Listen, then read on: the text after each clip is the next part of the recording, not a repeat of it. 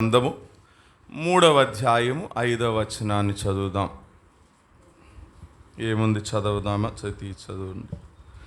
పాత నిబంధన గ్రంథము నుండి యెహోషువ గ్రంథము 3వ అధ్యాయము 5వ వచనం.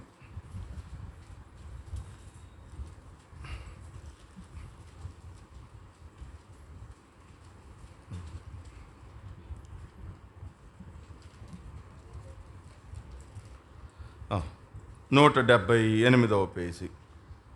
ఏమని రాయబడి ఉంది? మరియు యెహోషువ ఇలా చెప్తున్నాడు, రేపు యెహోవా మీ మధ్య అద్భుత కార్యములు చేయును గనుక మిమ్మును మీరు పరిశుద్ధపరచుకొనుడని ఆ జనులకు ఆజ్ఞ ఇచ్చెను. రెండవ మాట, కొరింథీయులకు రాసిన మొదటి పత్రిక 5వ అధ్యాయము 8వ వచనాన్ని కూడా చదువుదాం. కొరింథీయులకు రాసిన మొదటి పత్రిక 5వ అధ్యాయము 8వ వచనం. పాతదైనటువంటి పులిపిండితోనైనను దుర్మార్గతయు దుష్టత్వమునను పులిపిండితోనైనను కాకుండా నిష్కపట్యమును సత్యమునను పులియని రొట్టెతో పండుగని ఆచరింతుము. మూడవది, ఎఫెసీ పత్రిక 4వ అధ్యాయము 22, 23 వచనాలు. ఎఫెసీ పత్రిక 4వ అధ్యాయము 22, 23 వచనాలు. 175వ పేజీ, కొత్త నిబంధనలో. కావున మునుపటి ప్రవర్తన విషయంలోనైతే మోసకరమైన దురాశ వలన చెడిపోవు మీ ప్రాచీన స్వభావమును, మూల భాషలో ప్రాచీన పురుషుని వదులుకొని మీ చిత్తవృత్తి యందు నూతన పరచబడినటువంటి వారై. చాలు, చిన్న ప్రార్థన చేసుకున్నాం. ప్రభు సహాయం. పరిశుద్ధుడు అయిన తండ్రి, ప్రేమ కలిగిన రక్షకుడా యేసు ప్రభువా, మీకు వందనాలు, స్తుతి స్తోత్రాలు చెల్లిస్తున్నాము దేవా. తండ్రి, మీరెంతైనా నమ్మదగిన దేవుడు అయ్యుండి మరి ఈ 2024వ సంవత్సరం జనవరి నెల మొదటి రోజు నుంచి మరి సంవత్సరాంతము డిసెంబర్ నెల 31వ తారీఖు వరకు కూడా మీ రెక్కల నీడలో మీరు మమ్మల్ని భద్రపరుచుకున్నారు, క్షేమంగా ఉంచారు. అందుని బట్టి స్తుతిస్తున్నాం.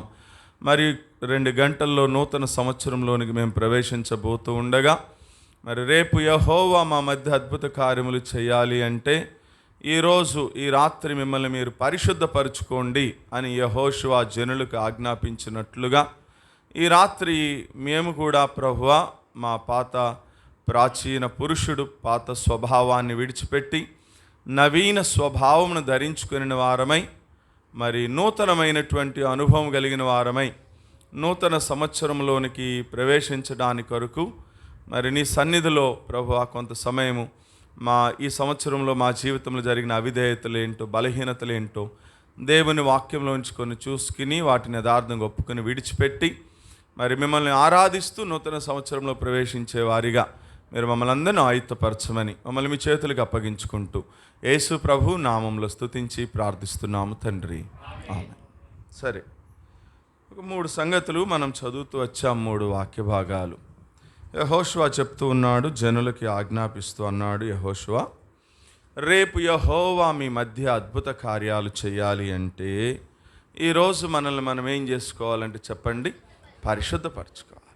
అంటే దాంట్లో నుంచి మనకి ఏం అర్థమవుతుందంటే దేవుడు ఒక వ్యక్తి జీవితంలో అద్భుతం చేయాలి అంటే ఏ రీతిగా ఉండాలి? ఆ వ్యక్తి పరిశుద్ధంగా ఉండాలి. అది దేవుడు కోరుకునేది. ఎందుకంటే అద్భుతం చేసే దేవుడు ఎటువంటి దేవుడు అంటే ఆయన పరిశుద్ధుడైనటువంటి దేవుడు. He is the God of Holi God. ఆయన పరిశుద్ధుడైనటువంటి దేవుడు కాబట్టి మనం కూడా పరిశుద్ధమైనటువంటి జీవితాన్ని ఎప్పుడైతే మనం జీవిస్తామో అప్పుడే దేవుని యొక్క అద్భుతమైనటువంటి ఆశ్చర్యకరమైనటువంటి కార్యాలను మనము చూడగలుగుతాం. అందుకంటున్నాడు, రేపు దేవుడు మీ మధ్య అద్భుతం చేయాలంటే ఈరోజు మిమ్మల్ని మీరేం చేసుకోండి, పవిత్రపరచుకోండి, పరిశుద్ధపరచుకోండి. అందుకే లేవియా కాండము 11వ అధ్యాయం 44వ వచనంలో కూడా ప్రభు మాట్లాడుతూ అంటాడు, మీ దేవుడనైన యెహోవానగు నేను పరిశుద్ధుడను గనుక మీరును ఎట్లుండాలట, పరిశుద్ధులై ఉండండి అన్నాడు. మత్తయి సువార్త 5వ అధ్యాయం 8వ వచనంలో యేసు ప్రభువారు అంటారు, హృదయ శుద్ధి గలవారు ధన్యులు, వారు దేవుణ్ణి చూస్తారు. ఎందుకు మానవుడు దేవుణ్ణి చూడలేకపోతున్నాడు సృష్టికర్త అయినటువంటి దేవుణ్ణి మానవుడు ఎందుకు చూడలేకపోతున్నాడు? చాలామంది ఇట్లా ప్రశ్నిస్తారు కదా, నాస్తికులు ఇట్లా అంటారు. ఏమని? అసలు దేవుడు ఉన్నాడా?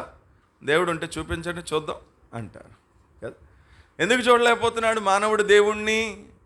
దేవుడు పరిశుద్ధుడు, మనము అపవిత్రులమైనటువంటి వారు, అందుకనే చూడలేకపోతున్నారు. మరి ఎప్పుడు చూడగలడు మానవుడు అంటే ప్రభు అన్నాడు, ఎవరి హృదయం అయితే శుద్ధిగా ఉంటుందో, హృదయ శుద్ధి కలిగిన వారే ధన్యులు, వారు దేవుణ్ణి చూస్తారు. ఎప్పుడైతే నీ హృదయము, నీ ఆలోచన, నీ మనస్సు, నీ తలంపులు ఇవన్నీ కూడా పరిశుద్ధుడైనటువంటి దేవుని ద్వారా పరిశుద్ధపరచబడినటువంటి అనుభవంలోనికి వస్తావో, అప్పుడే పరిశుద్ధుడైనటువంటి దేవుణ్ణి మానవుడు ఏం చేయగలడు? చూడగలడు. కాబట్టి మన జీవితాల్లో దేవుని యొక్క నూతనమైనటువంటి కార్యము, దేవుని యొక్క ఆశ్చర్యకరమైనటువంటి అద్భుతమైనటువంటి కార్యం మన జీవితాల్లో మనం చూడాలి అంటే యెహోషువ అక్కడ ఉన్న ప్రజలకు ఆజ్ఞాపించినట్లు ఈ రాత్రి పరిశుద్ధాత్మదేవుడు మనకు ఆజ్ఞాపిస్తున్నాడు. ఏమనంటే, మిమ్మల్ని మీరేం చేసుకోండి? పరిశుద్ధపరచుకోండి. రెండవ మాట పౌలు చెప్తూ అన్నాడు, పాతదైనటువంటి రెండు కొరింథీ పత్రిక చదివాం. పాతదైనటువంటి పులిపిండి ఏం చేస్తుందట? అది కొత్త పిండిలో కలిపామనుకోండి, మొత్తం పిండి అంతా కూడా ఏమైపోతుంది? పులిసిపోతుంది. అందుకని కొత్త దాంట్లోకి ఏం కలపకూడదట? పాతది కలపకూడదు. కొత్త సంవత్సరంలోనికి వెళ్ళేటప్పుడు పాత ఏం చేయకూడదు? ఉండకూడదు. ఎట్లా మీరు పాతవన్నీ వదిలేసి కొత్త బట్టలు వేసుకొచ్చారు, పాత క్యాలెండర్ మార్చి కొత్త క్యాలెండర్ మార్చారు, అలాగే పాత స్వభావాన్ని కూడా ఏం చేయాలి చెప్పండి? విడిచిపెట్టి కొత్త సంవత్సరంలోనికి వెళ్ళాలి. మళ్ళీ దాంతోపాటు వెళ్ళామనుకో, కొత్తది కూడా ఏమవుతుంది? పాడైపోతుంది, పులిసిపోతుంది, పాతది అయిపోతుంది కదా. అందుకని చెప్తున్నాడు పౌలు, పాతదైనటువంటి పులిపిండిని కొత్తదాని కలపకూడదు. అతను ఎఫెసీ పత్రికలో ఇంకొక మాట అన్నాడు. ఏమని? ప్రాచీన పురుషుడు, ప్రాచీన స్వభావము అంటే పాత పురుషుడు, పాత జీవితం, పాత స్వభావాన్ని విడిచిపెట్టి నూతన సంవత్సరంలోనికి ప్రవేశించే మనం ఎట్లా ప్రవేశించాలి అంటే, నూతనమైనటువంటి స్వభావము కలిగిన వారమై మనం క్రొత్త సంవత్సరంలోనికి ప్రవేశించాలి అన్నాడు పౌలు. సరే, మంచిది, ఇది ఉపోద్ఘాతం చెప్పాను. రండి మెయిన్ మెసేజ్లోని గబగబా త్వరగా వెళ్దాం మన సమయానుకూలంగా. ఇప్పుడు కొత్త సంవత్సరంలోనికి వెళ్ళే ముందు ఏమి మనం విడిచిపెట్టాలో, పాత జీవితంలో దేవునికి అయిష్టమైనవి ఏం మనం విడిచిపెట్టాలో ఒక 5 సంగతులు దేవుని వాక్యంలో నేను చూపిస్తా.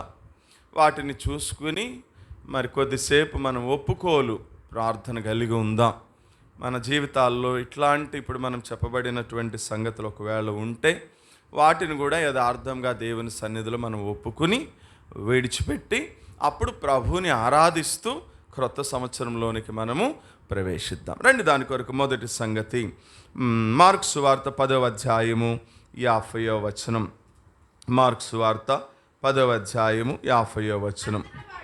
అంతటా వాడు ఆ బట్టను పారవేసి దిగ్గున లేచి యేసునొద్దకు వచ్చెను. యేసు, నేను నీకు ఏమి చేయగోరుచున్నానని అడగగా ఆ గ్రుడ్డివాడు, బోధకుడా, నాకు దృష్టి కలుగ చేయమని ఆయనతో అని. చాలు, అక్కడ ఆగుదాం. సందర్భం కోసం చదివి. సందర్భం ఏంటి చెప్పండి? త్రోవ పక్కన ఒక గుడ్డివాడు ఉన్నాడు. ఆ గుడ్డివాడు రోజు ఏం చేస్తున్నాడట? రోజు ఒక స్థలానికి వస్తున్నాడు. ఆ స్థలానికి వచ్చి కూర్చుని ఏం చేస్తున్నాడు? అడుక్కుంటా ఉన్నాడు. అడుక్కుంటానికి ఏం చేశాడంటే, వీళ్ళు మనకి గిన్నె తీసుకుని వచ్చి అడుక్కుంటారు. మరి వాడు గుడ్డివాడు కదా, అక్కడ కూర్చుని వాడి ముందు ఒక క్లాత్ వేసుకున్నాడట, ఒక వస్త్రాన్ని అక్కడ పరుచుకున్నాడు. వాడు ఆ వస్త్రాన్ని అక్కడ పరుచుకుని అడుక్కుంటా ఉన్నాడు. దాంట్లో వాళ్ళు వేసేవన్నీ కూడా అతను తీసుకుని వెళుతూ ఉన్నాడు. ఇప్పుడు అతనికి ఒక మెసేజ్ వచ్చింది. ఏంటంటే, ఈరోజు ఈ దారి గుండా యేసు ప్రభు వారు వెళుతున్నారని తెలిసింది. వెంటనే ఇప్పుడు గుడ్డివాడు అరుస్తున్నాడు, దావీదు కుమారుడా, నన్ను కరుణించయ్యా అని అరిశాడు. అరిస్తే వెంటనే ప్రభు వచ్చాడు, అతని దగ్గర ఆగాడు.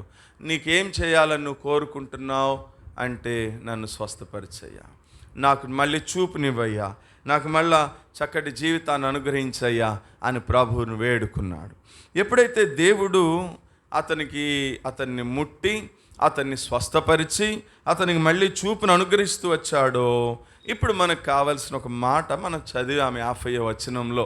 ఏమని చదివాము చూడండి. అంతటా వాడు ఆ బట్టను ఏం చేసినాడట, పారవేసి దిగ్గున లేచి. ఏం చేశాడంటే వాడు, ఆగండి, వాడి దగ్గర ఉన్న వస్త్రాన్ని ఏం చేశాడంటే వాడు పారవేశాడు. అది పాత వస్త్రం, లేదా ఇట్లా చెప్పచ్చు, ప్రతిరోజు కూడా అది వాడికి జీవనానికి ఉపయోగపడేటటువంటి ఆధారమైనటువంటి వస్త్రం. ఆ జీవనానికి ఆధారమైనటువంటి వస్త్రాన్ని ఇప్పుడు పారవేసి యేసు ప్రభు వారి మీద ఆధారపడుతూ వచ్చాడు. వెంటనే వాడి జీవితంలో ఏం జరిగింది చెప్పండి? అద్భుతం జరిగింది. అది అర్థమైందా? వాడి జీవనానికి ప్రతిరోజు అదే ఆధారం. ఆ క్లాత్ వేయకపోతే ఎక్కడెక్కడో వేస్తే డబ్బులు అవి పెట్టేటో పోతాయి. ఇప్పుడు ఆ క్లాత్లో డబ్బులు వేస్తూ ఉంటే అవన్నీ వాడు రోజు ఆ క్లాత్ని మూట కట్టుకుని ఏం చేస్తున్నాడు, ఇంటికి తీసుకెళ్తున్నాడు. ఇప్పుడు 50వ వచనంలో రాయబడి ఉంది, యేసు ఆధారగుండా వస్తాడని తెలుసుకున్నాడు, తప్పకుండా ఈయన నన్ను స్వస్థపరుస్తాడనేటటువంటి విశ్వాసం ఉంచాడు, నమ్మకం కుదిరింది. ఇప్పుడు వెంటనే ఆ వస్త్రాన్ని ఏం చేస్తున్నాడు, వాడు పారేస్తున్నాడు. బహుశా అక్కడ ఉన్న వాళ్ళు అనుకున్నాడు, చేరా నీకేమైనా పిచ్చి పెట్టిందా ఏంటి పాడేస్తున్నావు, మరి రేపటి నుంచి నీకు ఆధారం ఎట్లా, రేపటి నుంచి నువ్వు ఎట్లా బ్రతుకుతావురా, వాళ్ళు వేసిన డబ్బులు ఎక్కడ దాచుకుంటావురా, ఏం చేస్తావురా అని అనుకున్నారేమో బహుశా. కానీ వాడికి ఒక విశ్వాసం ఉంది. ఏంటిది ఆ విశ్వాసము? ఇక నుంచి నేను రేపటి నుంచి ఈ పాత వస్త్రం మీద నేను ఆధారపడాల్సినటువంటి అవసరం నాకు లేనే లేదు. ఎవరి మీద ఆధారపడుతున్నాను నేను ఇప్పుడు? సజీవుడైనటువంటి, జీవము కలిగినటువంటి వాడైనటువంటి, స్వస్థపరచగలిగినటువంటి శక్తి కలిగినటువంటి యేసుక్రీస్తు ప్రభు వారి మీద ఆధారపడుతున్నాను నేను. ఇక నాకు ఈ వస్త్రంతో నాకు పని లేనే లేదు. ఇప్పుడు దాంట్లో నుంచి మనం నేర్చుకోవాల్సిన పాఠం ఏంటి? మనం ఎవరి మీద ఆధారపడుతున్నాం? నా జీవితంలో కూడా కొత్త సంవత్సరంలోనైనా దేవుడు ఒక అద్భుతం చేయాలి అంటే, ఆశ్చర్య కార్యాలు చేయాలి అంటే మనము కూడా దేవుని మీద ఆధారపడేటటువంటి వారిగా ఉండాలి తప్ప మనుషుల మీద, రాజుల మీద, అధికారుల మీద, లేకపోతే వస్త్రాల మీద, లేకపోతే ఇంటి ముందు కట్టేటటువంటి గుమ్మడికాయల మీద, ఇంటి ముందు కట్టేటటువంటి నిమ్మకాయల మీద, వీటి మీద మనం ఏమవ్వకూడదు చెప్పండి, ఆధారపడకూడదు. అట్లాంటి అన్నీ ఏం చేసేయాలా? విడిచిపెట్టాలి. అది కొత్త సంవత్సరంలో ప్రభు నీకు ఇస్తున్నటువంటి సందేశం ఏంటి అంటే, బహుశా ఒకవేళ నువ్వు ఇప్పటి వరకు మరి నరులను ఆశ్రయిస్తూ వచ్చినావేమో, రాజులను ఆశ్రయిస్తూ వచ్చినావేమో, లేకపోతే ఈ గుడ్డివాడికి లాగా ఏదైనా వస్త్రాన్ని ఆశ్రయిస్తూ వచ్చినావేమో కదా. చూడండి, హైందవ ధర్మంలో ఉన్నప్పుడు వాళ్ళంతే అన్నీ, దీనికి గుడ్డ కడితే పిల్లలు పుడతారు, దానికి తాడు కడితే దిష్టి తగలదు, దీనికి నిమ్మకాయలు కడితే తెగులు రాదు అని అనుకుంటాం. ఒకవేళ అవే కడితే తెగులు రాకపోతే ఇంకా వాళ్ళకి, రైతులకి ఇంకా బాధ ఎందుకు? కాబట్టి దాట్ల మీద కాదు మనం ఆధారపడాల్సింది. వేటి మీద ఆధారపడాలా? ప్రభు మీద ఆధారపడాలి. ఇప్పుడు ఆ గుడ్డివాడిలో నుంచి మనం నేర్చుకునేది అదే. వాడికి రోజు జీవనాధారమైనటువంటి వస్త్రాన్ని విడిచిపెట్టేసినాడు, పారేసినాడు. ఇప్పుడు ఎవరి మీద ఆధారపడుతున్నాడు? ప్రభువు మీద. ఈ రాత్రి ఇక్కడ కూర్చుని దేవుని వాక్యాన్ని వింటున్న స్నేహితుడా, రాబోయేటటువంటి నూతన సంవత్సరంలో దేవుడు నీ జీవితంలో ఒక గొప్ప అద్భుతమైనటువంటి ఆశ్చర్యకరమైనటువంటి కార్యాన్ని చేయాలి అంటే ఇక నుంచైనా నీ ప్రతి అవసరతల అక్కరల కొరకు ఎవరి మీద ఆధారపడు? ప్రభు మీద ఆధారపడు. అందుకని 118, 8, 9 నరులను ఆశ్రయించుట కంటే యెహోవాను ఆశ్రయించుట మేలు, రాజులను నమ్ముకొనుట కంటే, అధికారులు నమ్ముకొనుట కంటే యెహోవాను ఆశ్రయించుట మేలు. కాబట్టి దేవుని మీద ఆధారపడే వ్యక్తిగా నన్ను సిద్ధపరిచయ్యా. గడిచిన కాలం అంతా కూడా బహుశా నేను మనుషుల మీద ఆధారపడుతూ వచ్చాను. అందుకని నా జీవితంలో నీ అద్భుత కార్యాన్ని, ఆశ్చర్య కార్యాన్ని చూడలేకపోయానేమో. దయతో నన్ను క్షమించు ప్రభువా.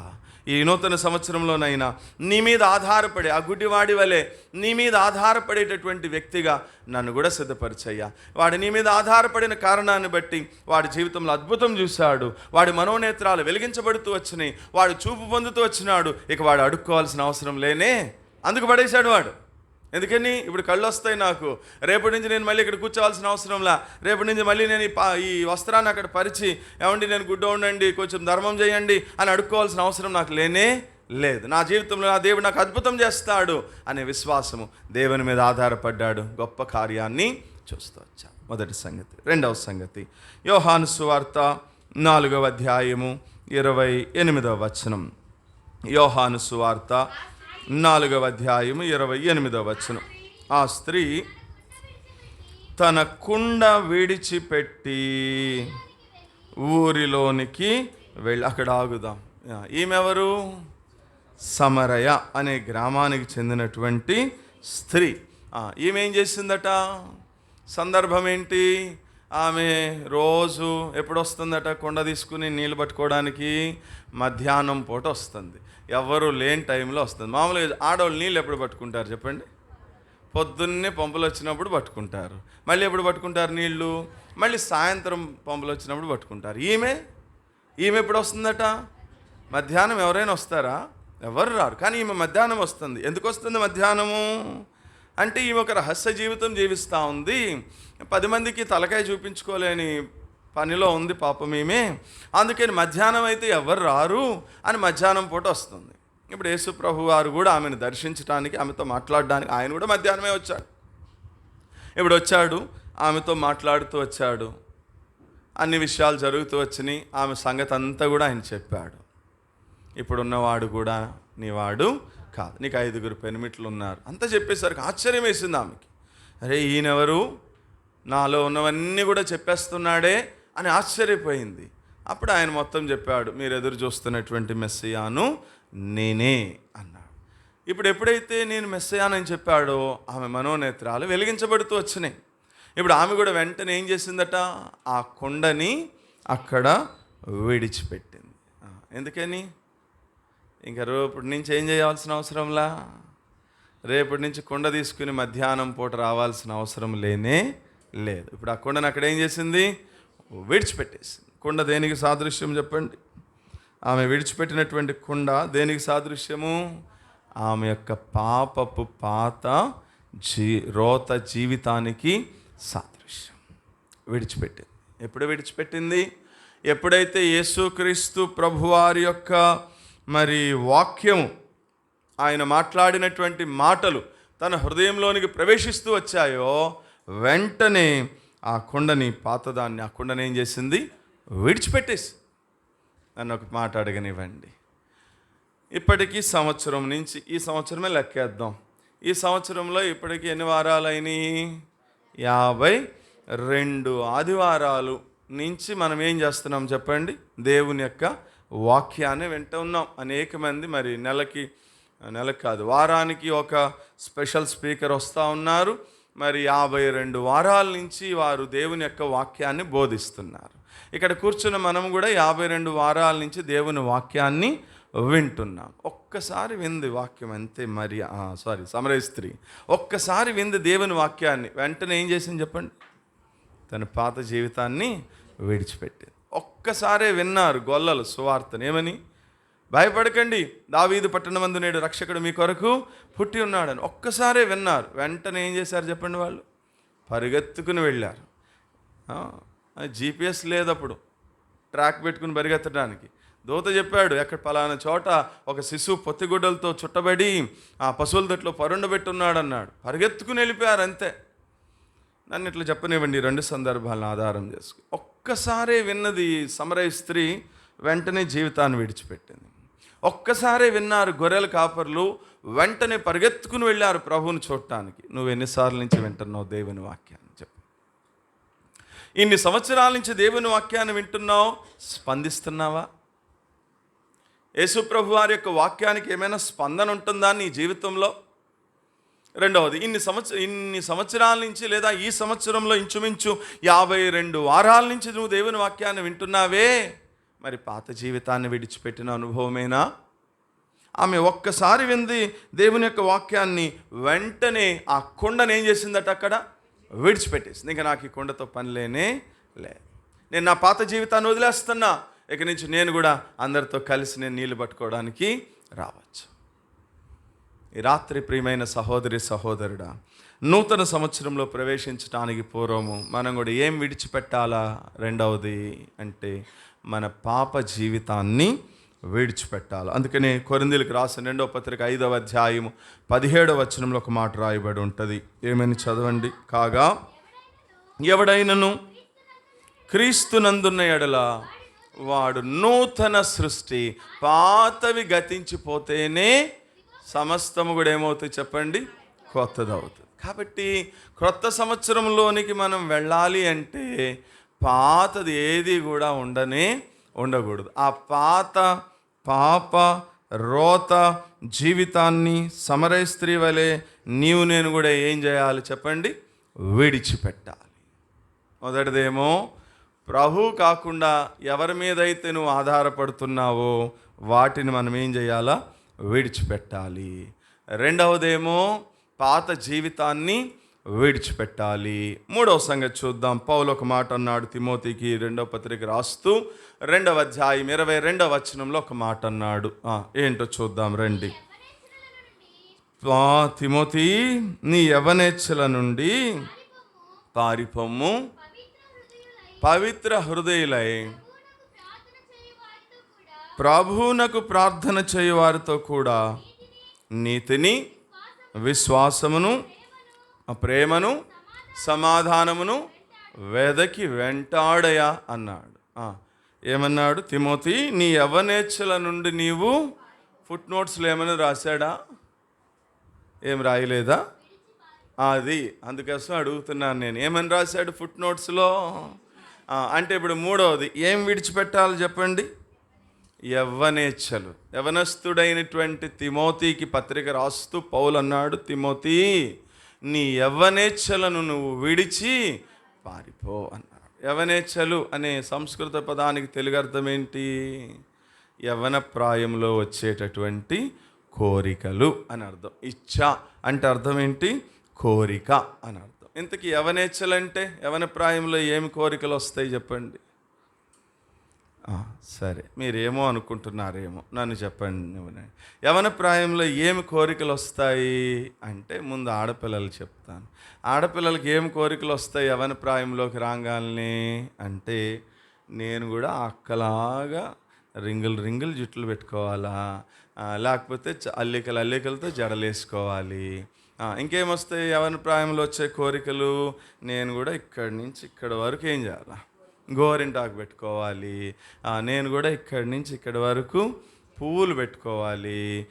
గోళ్ళకి నెయిల్ పాలిష్ వేసుకోవాలి. పెదాలకి లిప్స్టిక్ వేసుకోవాలి.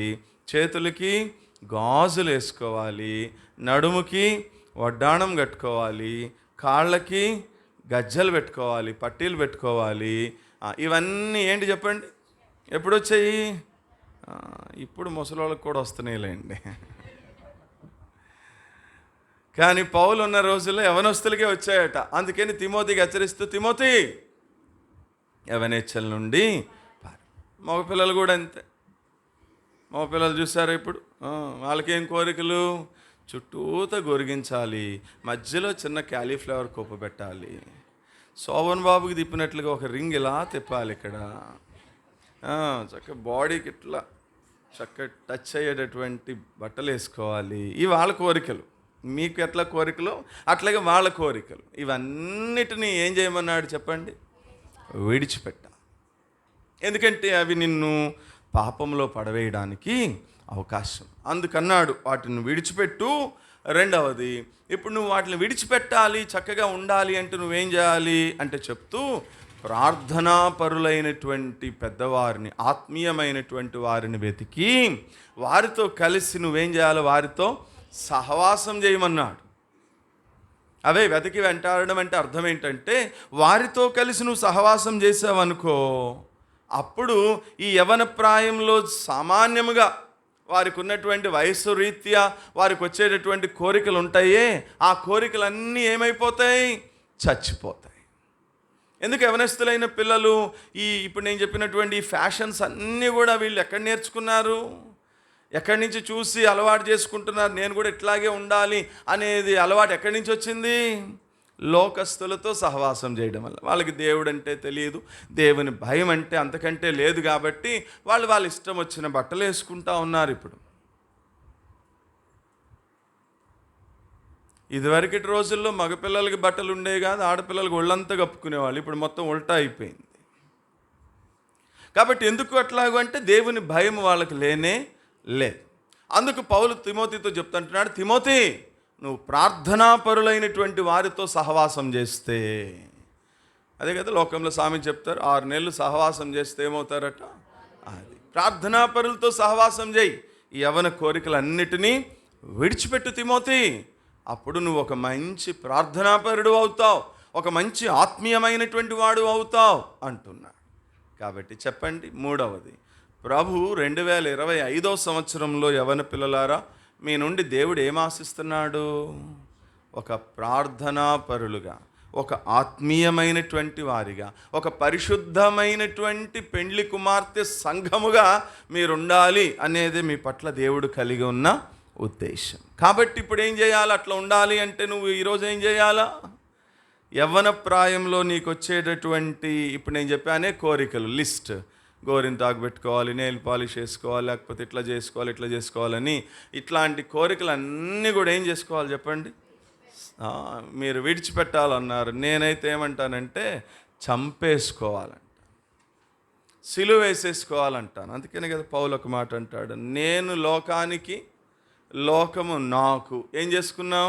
సిలువ వేసుకున్నాం. ఇక నువ్వు జీవించువాడను నేను కాదు, క్రీస్తే నా యందు జీవిస్తున్నాడు. అంటే ఇక నాకు లోకానికి ఎటువంటి సంబంధం లేనే లేదు. ఎందుకు? మేము సిలువ వేసేసుకున్నాం. అంటే ఒక మాటలో చెప్పాలంటే నేను చచ్చిపోయాను. నేను ఇప్పుడు క్రీస్తులోనే బ్రతుకుతున్నాను తప్ప నేను అనేవాడిని లేదు. ఒకప్పుడు నేను అనే పౌలు లేను, నేను సిలువ వేసేసుకున్నాను, నేను చచ్చిపోయాను. అంటే యవ్వన కోరికల విషయంలో మనం కూడా ఏమైపోవాలి చెప్పండి? చంపేసుకోవాలి, చచ్చిపోవాలి, సిలువ వేసేసుకోవాలి. అదే విడిచిపెట్టడం అంటే. వాటిని ఎప్పుడైతే నువ్వు విడిచిపెట్టేశావో, వాటి మీద ఉన్నటువంటి ఇష్టాన్నంతటిని తీసేసుకున్నావో, అప్పుడే ప్రార్థనాపరులైనటువంటి ఆత్మీయులైనటువంటి వారితో నువ్వు సహవాసం చేయగలుగుతావు. అప్పుడు నూతన సంవత్సరంలో ప్రభు నీ నుండి కోరుకున్నటువంటి ఒక మంచి ఆత్మీయమైనటువంటి జీవితం, ఒక మంచి ప్రార్థనా జీవితాన్ని దేవుడు నీలో చూడగలుగుతాడు. కాబట్టి ఆత్మీయత కాపాడుకోవాలి మనం కదా. ఎక్కడా కూడా మనం చూసిన వెంటనే వీరు శరీరానుసారమైన వారు అన్నట్లుగా ఉండకూడదు. కానీ మనలో ఆత్మీయత అనేది కనిపించాలి అంటే ఆత్మ సంబంధమైన విషయాల యందు మాత్రమే మనం ఏం చేయాలి చెప్పండి? లక్ష్య పెట్టాలి, మనస్సు ఉంచాలి. మన మనస్సు లోక సంబంధమైన వాటి మీదకి వెళ్ళిపోతే వీళ్ళు శరీరానుసారమైనటువంటి మనుషులండి. మందిరానికి వస్తారు, దేవుణ్ణి ఆరాధన చేస్తారు, అన్నీ చేస్తారు, కానీ వీళ్ళలో కొంచెం కూడా ఏం కనపడట్లా?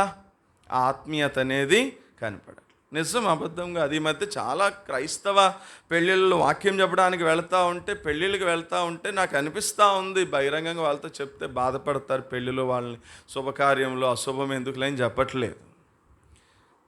ఏమంటే ఏమిలా ఒక్క బొట్టు ఒక్కటే ఉండట్లేదు అంతే. ఇక మిగతాయి మొత్తం అన్నీ లోక సంబంధంగానే జరుగుతూ ఉన్నాయి. అన్నీ వాళ్ళ పూలదండలేంటి, వాళ్ళ ఈ మేకప్లు ఏంటి, మొత్తం అంతా కూడా ఒక బొట్టు ఒక్కటి ఉండట్లేదు అంతే. బొట్టు పెట్టను, ఆ బొట్టు కూడా ఎందుకు పెట్టుకో, ఏమైంది? ఎవడన్నా కొడతాడండి నిన్ను?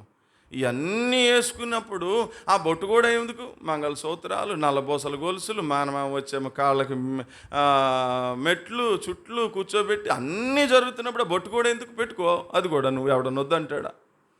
అంటే ఏముండట్లేదు? ఆత్మీయత కనిపించట్లేదు. మళ్ళీ ప్రభు బిడ్డలే, దేవుని మందిరానికి వెళ్ళే వాళ్ళే, దేవుని పెళ్ళి దేవునిదే, కానీ ఏం లేదు అక్కడ? దేవుడు లేడు, దేవుని వాక్యం లేదు, దేవుని ఆత్మీయత అంతకంటే లేనే లేదు. ఎందుకని? యవ్వన కోరికలు, యవ్వనేచ్ఛలు అవి ఉన్న కారణాన్ని బట్టి ఆత్మీయతకి ఏమైపోతుంది? నేటి క్రైస్తవ యవ్వన సమాజం అంటే ఆత్మీయతకి దూరం అయిపోతాం. ఇప్పుడే ఈ మధ్య అట్లా, పాత దినాల్లో అట్లా ఉండేవాళ్ళు కాదు. చాలా పద్ధతిగా సాంప్రదాయబద్ధంగా ఉండేవాళ్ళు క్రైస్తవులైనటువంటి యవనస్తులైనటువంటి ఆడపిల్లలు కానీ మగపిల్లలు కానీ. ఇప్పుడంతా లోకం యొక్క ప్రభావం, ఇన్ఫ్లుయెన్స్ వాళ్ళ మీద ఎక్కువ పడుతూ ఉంది. అందుకని జాగ్రత్తగా ఉండాలి. మన పిల్లలు ఎవరితో సహవాసం చేస్తున్నారు ఏంటి? మన పిల్లలు మంచోళ్లే, కానీ వాళ్ళు సహవాసం చేసే సహవాసం ఉంటుందే, వాళ్ళే వీళ్ళని ఏం చేస్తారు తెలుసా? చెడగొడతారు. కాబట్టి జాగ్రత్తగా ఉండాలి. కాబట్టి మూడవది ఏం విడిచిపెట్టాలో చెప్పండి? యవ్వన ప్రాయంలో వచ్చేటటువంటి ఇచ్ఛలు, కోరికలు, అవి శరీర సంబంధమైనటువంటివి, అంతేగాని నిన్ను ఆత్మీయతలోనికి తీసుకువెళ్ళేవి కానీ కావు. వాటిని విడిచిపెట్టి ఏం చేయాలా?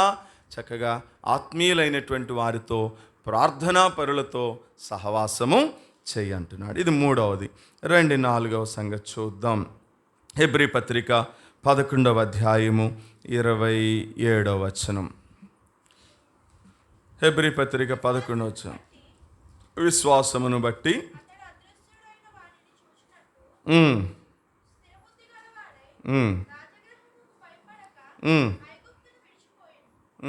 అక్కడ కాదు, 24, 26. మోషే పెద్దవాడైనప్పుడు విశ్వాసమును బట్టి ఐగుప్తు ధనము కంటే క్రీస్తు విషయమైన నింద గొప్ప భాగ్యమని ఎంచుకొని అల్పకాలము పాప భోగం అనుభవించుట కంటే దేవుని ప్రజలతో కూడా శ్రమ అనుభవించుట మేలని యోచించి ఫరో కుమార్తె యొక్క కుమారుడని అనిపించుకొనుటకు ఒప్పుకొనలేదు. ఏలయనగా అతడు ప్రతిఫలముగా కలగబో బహుమానమునందు దృష్టి ఉంచాను. ఈయనెవరు? మోషే. ఇప్పుడు మీరు చదివిన దాంట్లో 3 మాటలు ఉన్నాయి. ఏమేంటి? మొదటి మాట ఏంటి చెప్పండి? ఐగుప్తు ధనము కంటే క్రీస్తు విషయమైన నింద గొప్ప భాగ్యమని ఎంచుకున్నాడు. ఐగుప్తు ధనము, అండర్లైన్ చేసుకోండి, ఆ మాట రాసుకోండి. ఐగుప్తు ధనము. రెండవది అల్పకాల పాప భోగము అనుభవించుట కంటే దేవుని ప్రజలతో శ్రమ అనుభవించుట మేలని యోచించాడు. రెండవది ఏంటిది? అల్పకాల పాప భోగము. మూడవది ఫరో కుమార్తె యొక్క కుమారుడని అని అనిపించుకునే దానికంటే నేను క్రీస్తు ప్రభు ప్రజలతో శ్రమ పొందుట మేలన్నాడు. మూడవది ఫరో కుమార్తె యొక్క కుమారుడు. 3 మాటలు అండర్లైన్ చేసుకున్నారా? 3 మాటలు రాసుకున్నారా? ఇప్పుడు ఈ మూడిటిని ఏం చేసినాడు మోషే చెప్పండి? విడిచిపెట్టేశాడు. ఈ 3 దేనికి సాదృశ్యము? ఇంకా మీకు అర్థం అవ్వాలంటే ఇప్పుడు ఇట్లా రాసుకోండి. పైన మొట్టమొదటిది ఏంటిది? ఐగుప్తు ధనము. ఏమని రాద్దాం దీనిపైన? నేత్రాశ అని రాసుకోండి. నేత్రాశ. 2 అల్పకాల పాప భోగము. దీన్ని ఏమని రాద్దాము? శరీరాశ. 3 ఫరో కుమార్తె యొక్క కుమారుడు నేను ఎవరు అనుకుంటున్నావు? నేను ప్రధానమంత్రి గారు వాళ్ళ అబ్బాయిని. అంటే ఏదేంటిది? ఇది గర్వం, జీవపు డంబం. ఇప్పుడు చెప్పండి, ఏం విడిచిపెట్టినాడు మోషే? మోషే పెద్దవాడైనప్పుడు విశ్వాసమును బట్టి శరీరాశ, నేత్రాశ, జీవపు డంబాన్ని ఏం చేసినాడట? విడిచిపెట్టాడు. కాబట్టే యేసు ప్రభు వారు రూపాంతర కొండ మీద రూపాంతర దర్శనం పొందినప్పుడు పరలోకంలో నుండి మోషే భూమి మీదకి దిగొచ్చాడు కదా. ఎక్కడుందన్నమాట ఇది? శరీరాశ, నేత్రాశది యోహాను మొదటి పత్రిక 2వ అధ్యాయము 17వ వచనంలోన చూడండి. ఆ మాట ఏమని రాయబడి ఉంది? యోహాను మొదటి పత్రిక 2వ అధ్యాయము. లోకమును దాని ఆశయు గతించుచున్నవి. లోకములో ఉన్నదంతయు అనగా శరీరాశ, నేత్రాశ, జీవపు డంబము ఇవి తండ్రి వలన పుట్టినవి కావు, అవి లోక సంబంధమైనవే. లోకమును దాని ఆశయు గతించిపోచున్నవి కానీ దేవుని చిత్తమును జరిగించువాడే నిరంతరము నిలిచి. చూసావా? శరీరాశ, నేత్రాశ, జీవపుడంబం. ఈ 3 అంట ఎవరి వల్ల పుట్టినవి కాదట? పరలోకమందున్న తండ్రి వలన పుట్టినవి కానీ కావు, అవి లోక సంబంధమైనవి. ఎవరైనా వాటిని ఆశపడతా ఉంటే వారు లోక సంబంధులే కానీ దేవుని సంబంధులు కానే కాదు. అందుకన్నాడు, లోకము దాని ఆశ, దాని నటన ఒక రోజున గతించిపోతుంది, దేవుని చిత్తాన్ని జరిగించేవాడే నిరంతరము నిలిచి ఉంటాడు. శరీరాశ, నేత్రాశ, జీవపుడం. మొట్టమొదట హవ్వ చేసిన తప్పేంటి చెప్పండి? హవ్వ చేసిన తప్పేంటి? 3 పడింది, మీరు ఒకటే చూస్తున్నారు. ముందు ఆ పండు కన్నులకు రమ్యము అంటే ఏం ఏం పాపం చేసింది? నేత్రాశ. తర్వాత అది తీయండి చూద్దాం, చూపిస్తాను నేను. 3వ అధ్యాయము ఎన్నో వచనం? 10 ఆదికాండము 3వ అధ్యాయం. మంచిదియు కన్నులకు అందమైనదియు వివేకమునిచ్చు రమ్యమైన చూచి దాని ఫలములలో కొన్ని తీసుకుని తిని తనతో పాటు తన భర్తకును ఇచ్చను. అతడు కూడా ముందేమో చూసిందట, చూసి టెంప్ట్ అయ్యింది. అంటే ఏ ఆశ ఇది? నేత్రాశ. ఆ తర్వాత ఏం చేసింది? తింది. అంటే అక్కడ రాయబడి ఉంది, ఇది ఆహారమునకు మంచిది, it's a good for my health అనుకుంది. అంటే ఏ ఆశ ఇది? శరీరాశ. ఆ తర్వాత ఎందుకు తిన్నావు హవ్వ అంటే వాడు ఒక అబద్ధం చెప్పాడు హవ్వకి. ఏమని? మీరు దాటిని తినుదినమునా చావపోతే చావపోయారు. ఇంకొక మాట ఉందండి, first time return in the Holy Bible. ఏముంది ఆ మాట? తీయండి. మీరు తీస్తారని నేను బైబిల్ తీసేసి, ఇదేం కొత్త బైబిల్ వెంటనే తిరగట్లా నాకు. కాదు, ఏలయనగా మీరు వాటిని తినము మీ కన్నులు తెరవ మీరు మంచి చెడ్డలను ఎరిగిన వారై. ఆ మాట అండర్లైన్ చేసుకోండి. First time return in the Holi Bible దేవత అనే పదము. ఏమన్నాడు? అప్పటి వరకు అసలు వాళ్ళకి దేవుడు తప్ప ఎవరు తెలియదు. ఇదిగో ఇప్పుడు దేవతలు వచ్చారు కొత్తగా. అసలు మామూలుగా అయితే దేవత అనే పదం లేనే లేదు. దేవుడు ఒక్కడే, దేవత లేనే లేదు. అసలు దేవుడు ఒక్కడే. ఆయనే సృష్టిని సృష్టించిన సృష్టికర్త అయినటువంటి వాడు. ఆయనే మనం ఆరాధించబద్ధులమై ఉన్నాం. కానీ అపవాది మొట్టమొదటి స్త్రీకి చెప్పిన మొదటి అబద్ధం ఏంటి అంటే, నువ్వేమవుతావు తెలుసా? దేవత. అంటే అర్థం ఏంటో తెలుసా? ఇప్పుడు ఈయన దేవుడు కదా, ఈ దేవుణ్ణి కోటాను కోట్ల మంది దేవుని దూతలు పరిశుద్ధుడు పరిశుద్ధుడు పరిశుద్ధుడు అని ఆరాధిస్తున్నారు కదా. ఇప్పుడు నువ్వు కూడా ఈ పండు తింటే నువ్వేమవుతావు? దేవత అవుతావు. అప్పుడు నిన్ను కూడా ఏం చేస్తారు? ఆరాధిస్తారు. నిన్ను కూడా దేవత అని పూజ చేస్తారు. అంటే ఏమిటది చెప్పండి? జీవపు అందుకు తింది హవ్వ. ఊరికే కాదు, ఆ మూడిటి విషయాల్లో ఆమె ఫెయిల్ అయింది, వెళ్ళిపోయింది. ఆకాను చేసిన తప్పు కూడా ఏంటి? మళ్ళీ మూడే. చూశాడు, తెచ్చుకున్నాడు, దాచుకున్నాడు.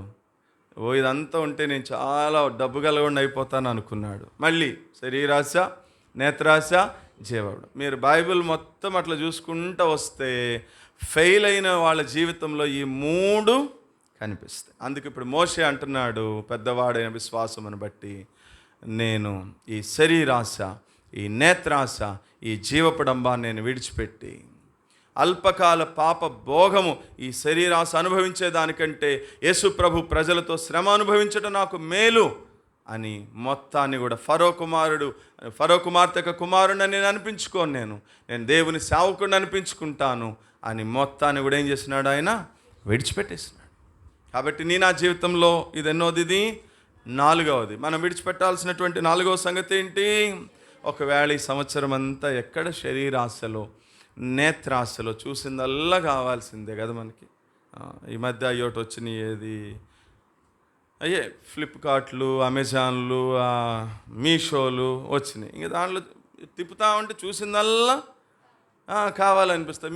మీ మానాన్ని మీరు కొట్టేస్తారు అంతే. వాడు తెస్తాడు, ఆయనకి ఫోన్ చేస్తారు, ఏమండి వాడు వచ్చాడండి డెలివరీ బాయ్, వాడు 500 అంట, అక్కడ ఉన్నాయి తీసివు, సాయంత్రం వచ్చినా గొడవ. ఎందుకు 500 అయింది? ఇది బాగుందండి, ఆర్డర్ పెట్టానండి, వచ్చేసింది. పోనీ అక్కడితో ఆగుతామా? మళ్ళీ ఇంకొక ఆమె ఏదో వేసుకుని వస్తుంది, ఇది ఎక్కడ కొన్నావు? పలానా చోట ఆర్డర్ పెట్టాను, ఏదేదో ఆ లింక్ ఒకసారి పంపించు. ఇప్పుడు మళ్ళీ దాన్ని ఇలా కొట్టి మళ్ళీ కొట్టంగానే మళ్ళీ ఏం చేస్తుంది? ఇంకోటి వచ్చేస్తుంది. అంటే ఇది ఏం ఆశది? నేత్రాశ. దీనికి అదుపు అనేది ఉండదు. కాబట్టి వీటిని మనం ఏం చేయాలట? ఈ సంవత్సరంలో ప్రభు మనకిస్తున్న మాట ఏంటి అంటే, వీటిని మనం ఏం చేయాలి చెప్పండి? విడిచిపెట్టేయాలి. వాటిని ఎప్పుడైతే మనం విడిచిపెట్టేస్తామో అప్పుడే బహుమానం పొందుతాం మనం. మోషే ఎప్పుడైతే వాటిలన్నిటిని ఇచ్చి అని పెంటతో సమానంగా ఎంచుకుని విడిచిపెట్టాడో బహుమానం పొందాడు. సాక్షాత్తు యేసు ప్రభు వారు ప్రత్యక్షమైతే ప్రభువుని చూడగలిగినటువంటి గొప్ప ఆధిక్యతలోనికి వస్తూ వచ్చినాడు. నా జీవితంలో కూడా అంతే. శరీరాశ, నేత్రాశ, జీవపు డంబం. ఈ మూడిటిని మనం ఏం చేయాలి చెప్పండి? విడిచిపెట్టేయాలి. పాత సంవత్సరంలో ఒకటి, ప్రభు మీద ఆధారపడకోకుండా నిన్ను అడ్డుపడేటటువంటి వాటిలన్నిటిని, అవి మనుషులైనా వస్తువులైనా వాడి వలె వస్త్రాలైనా వేటినైనా సరే ఏం చేయాలా? విడిచిపెట్టాలి. రెండవది, పాత జీవితం అంటే ఇట్ మీన్స్ పాత స్వభావము, ఆలోచనలు, వాటిని కూడా ఏం చేయాలా? విడిచిపెట్టాలి. మూడవది, యవన ప్రాయంలో వచ్చేటటువంటి కోరికలు, ఆశలు, వీటిలన్నిటిని కూడా ఏం చేయాలా? విడిచిపెట్టేయాలి. నాలుగవది, శరీరాశ, నేత్రాశ, జీవపు డంబాన్ని విడిచిపెట్టాలి. ఐదవ సంగతి చూద్దాం. పేతురు రాసిన మొదటి పత్రిక 5వ మొదటి అధ్యాయం 18వ వచనం.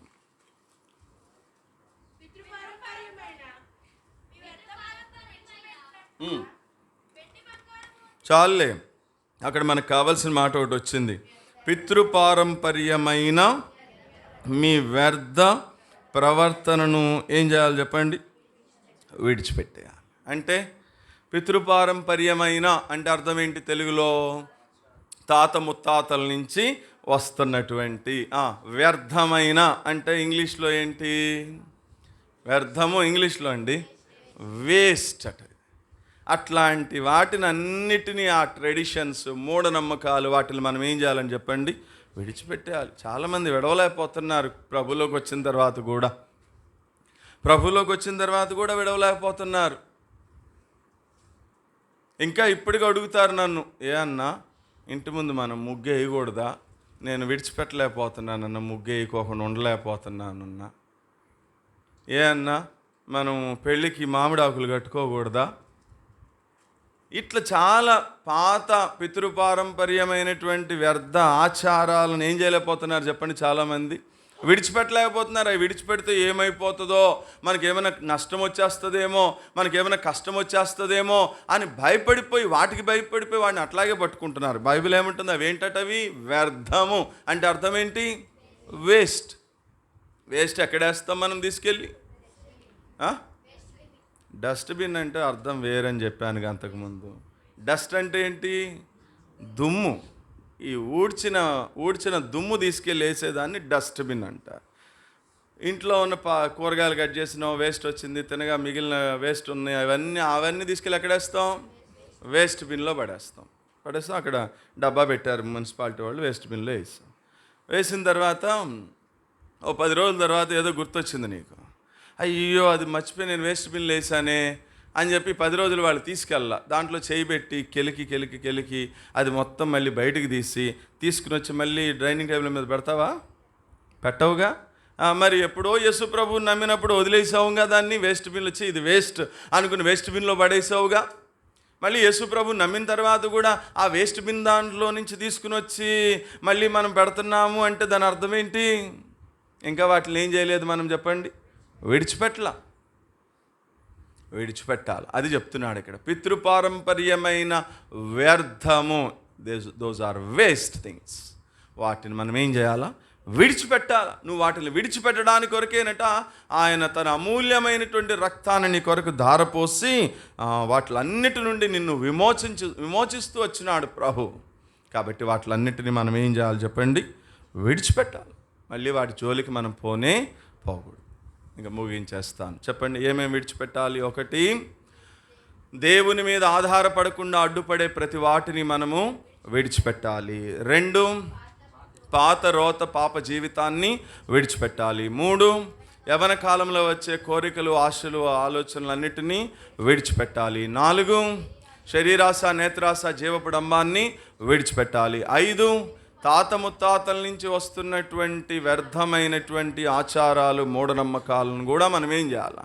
విడిచిపెట్టాలి. ముగింపులో ఒక మాట చెప్తాను మీకు, రండి ముగింపు మాట చెప్తాను. మత్తయి సువార్త 4వ అధ్యాయము 18 నుంచి 22 వరకు గబగబా చదవండి. మత్తయి సువార్త 4వ అధ్యాయం.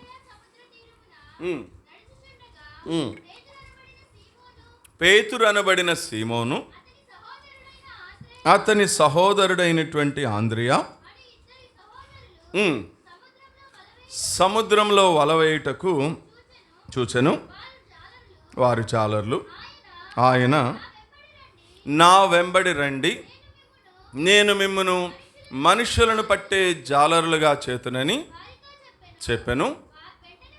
వెంటనే వారు తమ వలలు విడిచిపెట్టి ఆయనను. మీకు ఒక ఎగ్జాంపుల్ చెప్తున్నాను, ముగింపులో ఉదాహరణ చెప్తున్నాను, జాగ్రత్తగా వినండి. ప్రభువుని వెంబడించాలి అంటే ఇప్పుడు అదేగా చెప్పాను, నూతన సంవత్సరంలో మనం వెళ్ళాలి, కొత్త సంవత్సరంలో దేవుడు మనకి అద్భుతములు ఆశ్చర్య కార్యాలు చేయాలి అంటే ఈ సంవత్సరంలో మనం విడిచిపెట్టాల్సిన వాటిని మనం ఏం చేయాలా? విడిచిపెట్టాలి. ఉదాహరణకి చెప్తున్నాను మీకు, ప్రభువుని వెంబడించాలి అంటే పేతురు ఆంద్రేయులను పిలిచినప్పుడు వాళ్ళు ఏం చేసినారు? వాళ్ళు చేపలు పట్టడానికి వలలు బాగు చేసుకుంటున్నారట. ప్రభు వచ్చాడు, అబ్బాయి మిమ్మల్ని నేను మనుషులు బట్టి జాలర్లుగా చేస్తాను, నన్ను వెంబడించండి అన్నాడు ప్రభు. అప్పుడు మీరు అక్కడ జాగ్రత్త నోట్ చేసుకుంటే, ప్రభువుని వెంబడించాలి అంటే 4:20 ఒకసారి చదవండి. ఏమనుంది 4:20లో? 4:20 చివరి భాగం చదవండి. వెంటనే వారు, అక్కడ ఆగండి, ఏం విడిచిపెట్టాడు పేతురు? వల విడిచిపెట్టాడు. 4:22 చదవండి.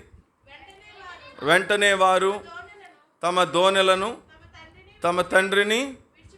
2 సంగతులు అక్కడ. ఒకటి 4:20లో వల విడిచిపెట్టాడు, 4:22 దోణెను విడిచిపెట్టారు, 4:22 తండ్రిని విడిచిపెట్టారు. ఇప్పుడు లూకాసు వార్త 5:11 చదవండి. లూకాసు వార్త 5వ అధ్యాయం 11వ వచనం. త్వరగా టైం అయిపోతుంది. ఇంకా చేర్చి సమస్తమును విడిచిపెట్టి. చాలు, 4 మాటలు చూపించాను నేను మీకు. ఆ రోజున వాళ్ళు ప్రభువుని వెంబడించడానికి కొరకు ఏమేమి విడిచిపెట్టారంటే, 1 వల విడిచిపెట్టారు, 2 దోణె విడిచిపెట్టారు, 3 తండ్రిని విడిచిపెట్టారు, 4 సమస్తం విడిచిపెట్టారు. ఇంకా రాయాలి అంటే 5 వారి వ్యాపారాన్ని విడిచిపెట్టారు. వారికి కలిగిన సమస్తాన్ని కూడా ఏం చేసుకున్నారు? వాళ్ళు విడిచిపెట్టారు. కాబట్టి వాళ్ళు ఏం చేయగలిగినారు తెలుసా? ప్రభువుని వెంబడించగలిగినారు. అవన్నీ ఉంటే వారు ప్రభువుని ఏం చేసిపోయేవాళ్ళు? వెంబడించగలిగేవాళ్ళు కాదు. ఓ పక్కన ప్రభువుని వెంబడిస్తూ ఉంటే మళ్ళీ అటు పక్క నుంచి ఏమి లాగుతూ ఉంటుంది వాళ్ళకి? ఆ దోణె, తండ్రి, వల, సముద్రము, వ్యాపారము, ఇవన్నీ మళ్ళీ వెనక్కి లాగుతాయి. అందుకని వాటిని అక్కడ విడిచిపెట్టేశారు. ఇప్పుడు సంపూర్ణంగా ప్రభువుని ఏం చేస్తున్నారు? వెంబడిస్తున్నారు. అయితే ఇక్కడ నన్ను ఒక మాట చెప్పనివ్వండి. ఇదే పేతురు, ఏ పేతురైతే వల విడిచిపెట్టాడు, ఏ పేతురైతే దోణి విడిచిపెట్టాడు, ఏ పేతురైతే తండ్రిని విడిచిపెట్టాడు, ఏ పేతురైతే సముద్రాన్ని విడిచిపెట్టాడు, ఏ పేతురైతే వ్యాపారాన్ని విడిచిపెట్టాడు, ఏ పేతురైతే సమస్తాన్ని విడిచిపెట్టాడో, అదే పేతురు యోహాను సువార్త 21వ అధ్యాయము 3వ వచనం చదవండి. యోహాను సువార్త 21వ అధ్యాయం 3వ వచనం. సీమోను పేతురు, నేను చేపలు పట్టడానికి మళ్ళా నేను సముద్రంలోనికి వెళుతున్నానని వారితో చెప్పాడు. ఏం చేసినాడు? 3.5 సంవత్సరాల తర్వాత ఇదే పేతురు ఏం చేశాడు? మళ్ళీ సముద్రం పట్టుకున్నాడు, మళ్ళీ వలలను పట్టుకున్నాడు, మళ్ళీ దోణి పట్టుకున్నాడు, మళ్ళీ వ్యాపారాన్ని పట్టుకున్నాడు, మళ్ళీ తండ్రిని పట్టుకున్నాడు. అంటే నేను ఒక మాట చెప్పిన, ఏం చేశాడు పేతురు? కుక్క తన వాంతికి తిరిగినట్లుగా తిరిగాడు. ఏదైతే కక్కేసిందో మళ్ళీ దాన్నే ఏం చేసినాడు పేతురు? పట్టుకున్నాడు.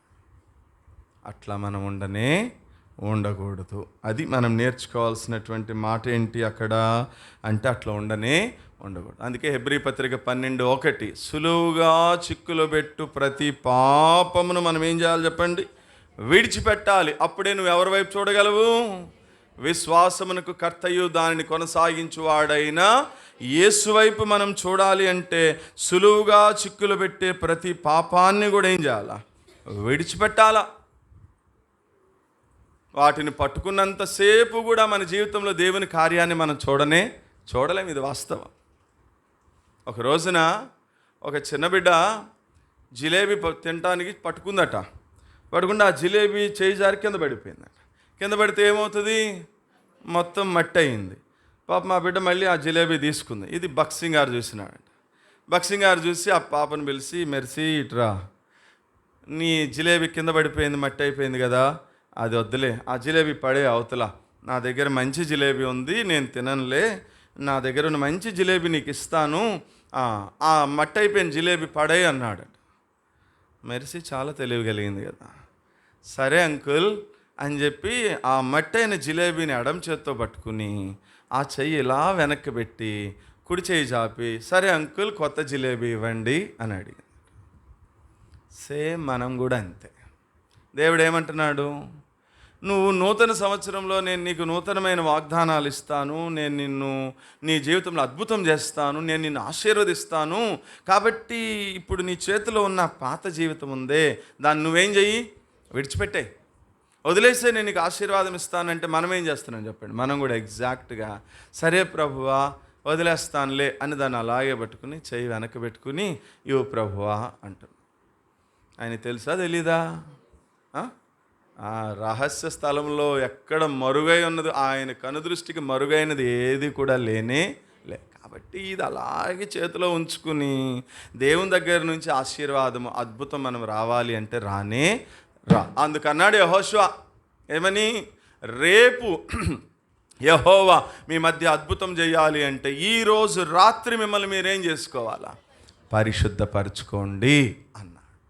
కాబట్టి పేతురే మనకి ఎగ్జాంపుల్. పేతురు ప్రభువుని వెంబడించినప్పుడు అవన్నీ వదిలాడు. మళ్ళీ కొన్ని రోజుల తర్వాత ఏదైతే విడిచిపెట్టాడో వాటినే మళ్ళీ పేతురు పట్టుకుంటూ వచ్చినాడు. మనం అట్లా ఉండకూడదు. మరి ఏం చేయాలి? త్వరగా 2 మాటలు చెప్పేసి నేను ముగించేస్తాను. ఏం చేయాలి రండి చూద్దాం. యోబు గ్రంథం 31వ అధ్యాయం 33వ వచనం. యోబు గ్రంథము 31వ అధ్యాయం 33వ వచనం. ఆదాము చేసినట్లు నా దోషములను నేను దాచిపెట్టుకుని మహాసమూహమునకు భయపడి కుటుంబముల తిరస్కారమునకు జడిసి నేను మౌనముగా గనక ఉండి ఈ ద్వారము దాటి బయలు వెళ్ళక మునుపే రొమ్ములో నా పాపమును కప్పుకొనిన ఎడల పరమనున్న దేవుని దృష్టికి నేను వేషధారిని అన్నాడు. అక్కడ ఆగండి, గబగబా వాక్యాన్ని వివరిస్తాను నేను మీకు. ఆదాము చేసినట్లు నా దోషమును నేనేం చేసుకోకూడదు? దాచిపెట్టుకున్నాడట. ఎందుకు దాచిపెట్టుకున్నాడు? 1 మహాసమూహానికి భయపడి, 2 కుటుంబ తిరస్కారానికి జడిసి మౌనముగా ఉండిపోయాడట. అంటే అర్థం ఏంటో మీకు వివరంగా చెప్తాను, త్వరగా చూడండి. ఇప్పుడు ఒప్పుకోలు ప్రార్థన వర్తమానం చెప్పి నేను అన్నాను, ప్రభు కొత్త సంవత్సరంలోనికి వెళ్ళడానికి ఇంకా గంట టైం ఉంది, త్వరగా మనం ప్రభు సన్నిధిలో ఒప్పుకుందాం, విడిచిపెడదాం. కాబట్టి ఇవి మనం విడిచిపెట్టాలి. కాబట్టి ఇట్లాంటి ఆశలు, కోరికలు, శరీరాశ, నేత్రాశ, జీవపడంబము, ఇట్లాంటి పాత రోత జీవితం ఏదైనా ఉంటే ప్రభు దగ్గర ఒప్పుకుని విడిచిపెట్టండి అని చెప్పేసి మనం ఒప్పుకోలు ప్రార్థన చేసుకుందాం అని కూర్చున్నా నేను. ఇప్పుడు మీరేం చేస్తున్నారు? అమ్మో ఇప్పుడు నేను కనుక ఒప్పుకుంటే, 1 ఏమన్నాడు? మహాసమూహానికి 1. అమ్మో ఇప్పుడు నేను ఒప్పుకుంటే ఇంతమంది సమూహం ఉన్నారు, వీళ్ళందరూ నన్ను ఏమనుకుంటారో, ఈమె ఇట్లాంటిదా అనుకుంటారేమో. ఎందుకు వచ్చిన గోల?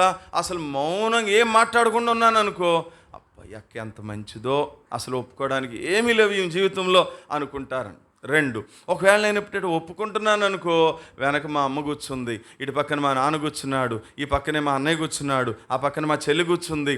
ఇది కుటుంబంలో తిరస్కారం. వీళ్ళందరూ నేను ఒప్పుకున్న మాటలు విని ఇంటికి వెళ్ళిన తర్వాత, ఛీ నువ్వు ఇట్లాంటి వాడివా, ఇట్లాంటి దానివా, నువ్వు ఇంటికి రావద్దు అని నన్ను రిజెక్ట్ చేస్తారేమో అని ఎందుకు వచ్చిన గోల అని చెప్పి మౌనముగా మనం ఉంటే, అప్పుడు వీళ్ళందరూ ఏమనుకుంటారు? నిన్ను అసలు ఈమె ఏమీ ఒప్పుకోలేదంటే ఈమె చాలా పరిశుద్ధురాలు అని అనుకుంటారనుకుని మౌనముగా ఉండట. ఈ గడప దాటి బయటికి వెళ్ళావు అనుకో, నువ్వు వీళ్ళందరి దృష్టికి మంచిదానివే, కానీ పరలోకంలో ఉన్న దేవుని దృష్టికి ఏమవుతావట? నువ్వు వేషధారి. వేశ్యలకైనా క్షమిస్తాడు కానీ వేషధారుని క్షమించనే. మీకు సంగతి తెలుసా? మనకి ఆల్ నైట్ ప్రేయర్ జరిగితే ఆల్ నైట్ ప్రేయర్లో ప్రతి ఆల్ నైట్ ప్రేయర్కి ముందు ఒప్పుకోలు వర్తమానం, తర్వాత ప్రార్థనా వర్తమానం, తర్వాత ఆరాధన వర్తమానం 3 ఉంటాయి. మనకి శుక్రవారం ఉపవాస ప్రార్థన జరిగితే మళ్ళీ 9-10 గంటలకు మొదలు పెడితే మధ్యాహ్నం 3 గంటలకు క్లోజ్ చేయాలి. అది మన ఉపవాస ప్రార్థనా కూడిక యొక్క టైమింగ్స్. ఈ ఈ 10-3 ఏం చేయాలా? మళ్ళీ ఒప్పుకోలు వర్తమానం, ప్రార్థనా వర్తమానము, ఆరాధన వర్తమానం, ఇవే ఉంటాయి మన క్రమంలో. మీకు తెలియని ఒక రహస్యమైన సంగతి ఏంటంటే, ఎప్పుడు ఒప్పుకోలు వర్తమానం చెప్పినా హెబ్రోన్లో ఫస్ట్ నోరు తెరిచి ప్రభు దగ్గర ఒప్పుకునేది ఎవరు అంటే భక్సింగ్ గారేనండి. మరి భక్సింగ్ గారు అంత గొప్ప దైవజనుడు, అంత పెద్ద ప్రార్థనాపరుడు అయినా కానీ దేవుని దగ్గర ఏం చేసేవాడు అంటే మొదటగా ఒప్పుకోలు ప్రార్థన చేసేవాడు. మరి మనం ఏం చేస్తాము? అది ఇప్పుడు చెప్పానుగా నేను, ఎక్కడ నోరు తెరిస్తే ఎవరేమనుకుంటారో అని మౌనంగా ఉండిపోతాం మనం. అందుకే మనం దేవుని దృష్టికి ఏమైపోతున్నాం చెప్పండి? వేషధారులమైపోతాం. జాగ్రత్త బిడ్డ, అది చెప్పినాడు చూడండి. కుటుంబముల తిరస్కారమునికి భయపడి జడిసి నేను మౌనంగా ఉండి ద్వారము దాటి బయలు వెళ్ళక మునుపే నా రొమ్ములో, నా గుండెలో నేను ఆ పాపాన్ని అలాగే కప్పుకుని గనుక వెళితే మనుషుల దృష్టికి నేను మంచోడిని అవుతానేమో కానీ పరమనున్న దేవుని దృష్టికి నేను. అందుకన్నాడు సామెతలు 28:13 ఏమన్నాడు? అతిక్రమములను దాచిపెట్టువాడు వర్ధిల్లడు, కానీ వాటిని ఒప్పుకుని విడిచిపెట్టువాడు కనికరాన్ని పొందుతాడు. కాబట్టి మనం అట్లాగే దాటిని దాచిపెట్టుకుంటే మనకు కొత్త సంవత్సరంలో ఎటువంటి వర్ధిల్లడం కానీ, ఆశీర్వాదాలు కానీ, వాగ్దానాలు కానీ ఇవి ఏమి మనం స్వతంత్రించుకోలేము. కానీ వాటిని ఒప్పుకుని విడిచిపెట్టావా, నెక్స్ట్ సెషన్లో దేవుని యొక్క కనికరాన్ని నీవు పొందుకుంటావు అన్నాడు. అప్పుడు సామెతలు 9:11 వాగ్దానం మీ జీవితంలో నెరవేరుతుంది. సామెతలు 9:11 ఏముంది? నా వలన నీకు దీర్ఘాయువు కలుగును, నీవు జీవించు సంవత్సరములు. అది ఇంకా నెక్స్ట్ సంవత్సరాలు వస్తూ ఉంటే ఇంకా మనం ఆ సంవత్సరాలు జీవించాలి అంటే, నీ జీవితకాలం ఎక్స్టెండ్ అవ్వాలి అంటే అది వాగ్దానం కదా. వాగ్దానం పట్టుకుని అబ్బా దేవుడు నాకు వాగ్దానం ఇచ్చాడు, ఇక నేను ఒక 100 సంవత్సరాలు బతికేస్తాను అనుకుంటావు. వాగ్దానం వెనక ఒక ఆజ్ఞ ఉంది. ఏంటి ఆజ్ఞ? అతిక్రమములను దాచిపెట్టువాడు వర్ధిల్లడు, కానీ వాటిని ఒప్పుకుని విడిచిపెట్టువాడు కనికరాన్ని అంటే ఇప్పుడు ఎప్పుడు నీకు ఆయుష్ పెరుగుతుంది? ఎప్పుడు నీ జీవించే సంవత్సరాలు అధికంలోగుతాయి అంటే ఎప్పుడైతే నీ అతిక్రమములను దాచిపెట్టుకోకుండా వాటిని ఒప్పుకుని విడిచిపెట్టేస్తావో అప్పుడే నీకు ఆశీర్వాదం అనేది వస్తుంది కదా. కాబట్టి దేవునికి అయిష్టమైనటువంటి వాటిని ఇప్పుడైనా మనం విడిచిపెట్టేద్దాం. దేవుడిచ్చేటటువంటి ఆశీర్వాదాలను మనము పొందుకుందాం. తలలు వంచుదాం, కళ్ళు మూసుకుందాం. ప్రభు సన్నిధిలో మోకరిద్దాం, తలలు వంచుదాం. చెప్పబడిన వాక్యాన్ని మనం జ్ఞాపకం చేసుకుంటూ మరి